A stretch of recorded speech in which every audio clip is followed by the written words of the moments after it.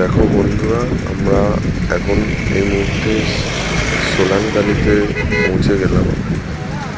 তোমাদের সেই আশেপাশের ভিডিওটা আমি দেখাচ্ছি। মানে এত সুন্দর দৃশ্য, মানে মন সত্যি ভরে যায়।